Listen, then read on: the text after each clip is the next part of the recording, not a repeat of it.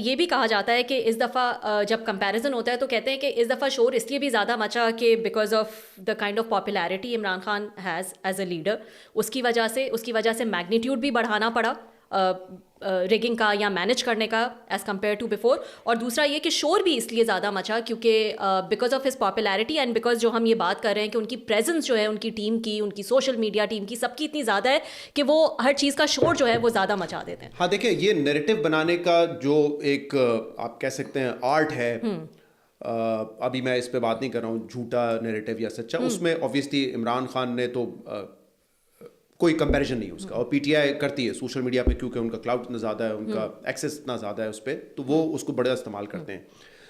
नून league ने जब 2018 में 2-3 जो जुमले थे, एक तो बिलावल ने जब कहा था सिलेक्टेड, वो देखे सिलेक्टेड पीटीआई इमरान खान के साथ 3-4 साल टैग रहा। फिर आरटीएस का बैठना, तो वो जो नैरेटिव बना था वो बिल्कुल दुरुस्त बना था। उस वक्त अच्छा 2018 की जब बात कर रहा था, एग्जैक्टली उस वक्त मैं समा टीवी के साथ था, यही हुआ था, रात को रिजल्ट्स आना बंद हो चुके थे, और इसके बाद फिर अगले दिन कुछ रिजल्ट्स शेख रशीद साहब के या फलाना जो है वो अगले दिन जाके आ रहे थे, तो वो आरटीएस बैठा था, रिजल्ट्स रुक रहे थे। जो मैग्नीट्यूड की हम बात कर रहे थे ना, आई थिंक 90-95 शायद सीटें प्री पोल के बाद जो कुछ हुआ पीटीआई ले गई थी, बाकी फिर धक्का देके उनको 100-115 तक पहुंचाया गया। तो जैसे राना सनाउल्लाह ने कहा, तो वहां अगर 20-25 हुए थे तो यहाँ पे जो है 70 हुए थे। तो जब इतने बड़े मैग्नीट्यूड पे हों, और जब ये पता चल रहा हो कि नवाज शरीफ दोनों हलकों से इलेक्शन हार गए हैं, शहबाज शरीफ, मरीम नवाज इलेक्शन हार गई हैं, और फिर पंजाब में तो चले जो रिजल्ट्स उनके तब्दील हो गए, मानसेरा में तो हार ही गए थे नवाज शरीफ, तो वो मेरे ख्याल से बहुत शोर मच रहा था उसका कि मैग्नीट्यूड जब इतना ज़्यादा हो, इतना ब्लेटेंटली हो। मैं बता रहा हूँ, देखें ब्लेटेंटली हो, हाँ। और मिसाल के तौर पे मैं आपको इस्लामाबाद की मिसाल देता हूँ। मुस्तफ़ा नवाज खोकर साहब ने 2 हलकों से इलेक्शन लड़ा इस्लामाबाद में, जमात इस्लामी ने लड़ा, दूसरी पार्टीज ने लड़ा, तमाम लोगों के फॉर्म 45 जो है वो मैच करते हैं, लेकिन इलेक्शन कमीशन ने जो अपनी वेबसाइट पे फॉर्म 45 डाले वो मुख्तलिफ थे और उसमें एडिटिंग हुई थी।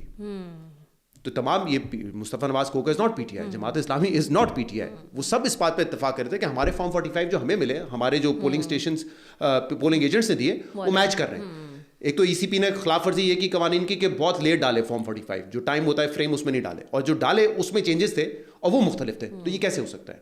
तो जब इस लेवल पे हो कि आपके मुखालफिन भी आके कह रहे हो कि नहीं पीटीआई जीता है यहाँ पे, तो आई थिंक उस वजह से जो है वो शोर ज्यादा मचा। तो ये ब्लेटेंटली फिर इसीलिए हुआ ना पोस्ट इलेक्शन, ये हम पोस्ट वोटिंग हम ये बात करें ना कि क्योंकि बहुत बड़ा था ना, they were taken by surprise, right? They weren't expecting कि हमने अब सिंबल भी ले लिया, हमने पार्टी भी तोड़ दी है, तो अब ये नहीं होगा, वोटर डिस्करेज हो गया है, वोटर नहीं निकलेगा, and then voter gave them a big surprise on the election day. I tell you something Rabia, मैं देखिए जो चीज़ें ऑन रिकॉर्ड बात कर सकता हूँ, हम जब जियो ट्रांसमिशन पे बैठे हुए थे तो हालात को देखते हुए मेरे ख्याल से सबसे ज़्यादा मैंने कहा था कि पीटीआई सीट्स लेगी, और मेरा उस वक्त अंदाज़ा था फिर भी 60-65 के आसपास, ठीक है, 60-65 सीटें मैंने कहा था कि पीटीआई जीतेगी, और वो भी बेस्ड ऑन दिस कि उनको खैबर पख्तूनख्वा में बड़ी लीड हासिल हो जाएगी।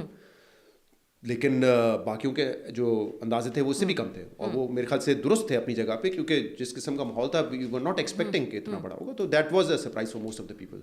इलेक्शन से पहले नून लीग के दावे जो है वो मैं सुन रही थी बहुत ज़्यादा थे, और ये मैंने राना साहब से भी सवाल किया था कि 2/3 मेजॉरिटी ले जाएंगे। वो डिनायल था, क्या था वो, उस पर राना साहब ने तो वो बड़ी अच्छी स्टोरी सुना दी। उन्होंने कहा अगर हारने से पहले ही हार मान ली जाए तो फिर क्या फ़ायदा, और इलेक्शन तो मतलब आप जो कैंपेन करते हो वो आप उसी तरह करते हो कि वोटर को जो है वो थोड़ा सा जोश दिलाया जाए और वो निकले और व्हाटएवर।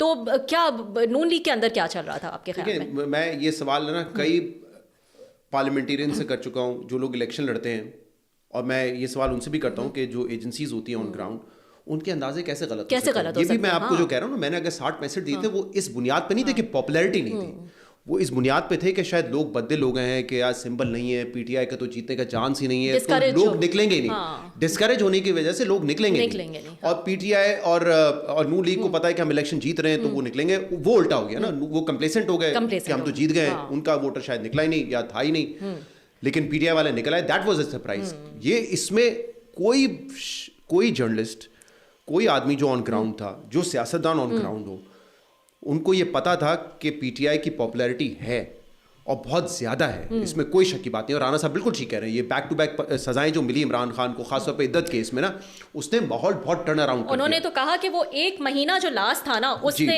सब माहौल जो है वो बदल दिया। क्योंकि उससे पहले आपने याद होगा आपको कि नवाज शरीफ साहब जब आए और जो जलसा जो है वो लाहौर में किया गया, तो उनका ये ख्याल था कि उसने एक बहुत बड़ा जो है वो एक सपोर्ट उस वक्त नून लीग को दिया। लेकिन उसके बाद जो वो लास्ट एक महीने में जो सजाएं दी गई, सिंबल जो लिया गया, जो भी डिसीजन आए, उसने बाजी पूरी पलट दी। मैं जैसे कह रहा हूँ ना, पीटीआई ने कोई इश्तिहार नहीं चलाया था टीवी पे। अच्छा, 9 मई के बाद तो एक पीरियड ऐसा भी था जिसमें, जो हमने पहले नहीं देखा है कभी, नॉट ओनली इमरान खान, किसी को टीवी पे लेने की इजाज़त नहीं थी। No PTI will come on TV.